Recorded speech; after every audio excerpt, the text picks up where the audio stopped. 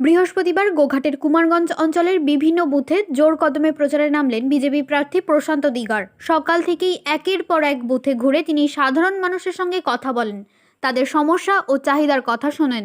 স্থানীয় বাসিন্দাদের উষ্ণ অভ্যর্থনায় উৎসাহিত হয়ে তিনি উন্নয়নের প্রতিশ্রুতি দেন এবং কেন্দ্রীয় সরকারের বিভিন্ন প্রকল্পের সুবিধা তুলে ধরেন। কর্মী সমর্থকদের সঙ্গে নিয়ে পথসভা ও বাড়ি বাড়ি প্রচারেও অংশ নেন তিনি। তার এই প্রচার ঘিরে এলাকায় রাজনৈতিক উৎসাহ লক্ষ্য করা যায়। বিজেপির পক্ষ থেকে জয়ের ব্যাপারে আত্মবিশ্বাসী বার্তাও দেন তিনি।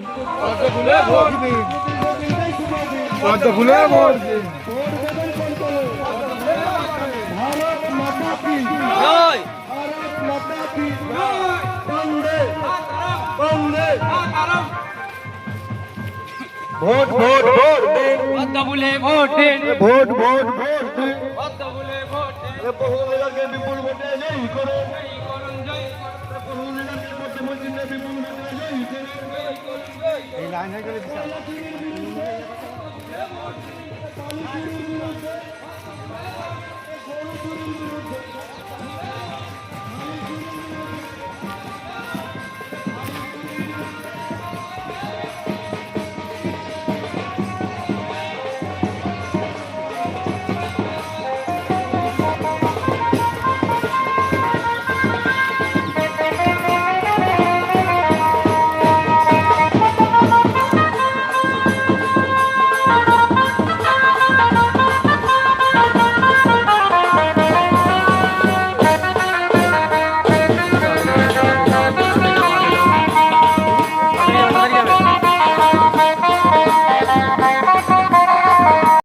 ঠিক আছে, এইখান থেকে মাত্র 500 মিটার দূরে আরামবাগে সাংসদের বাড়ি মিতালি বাগে।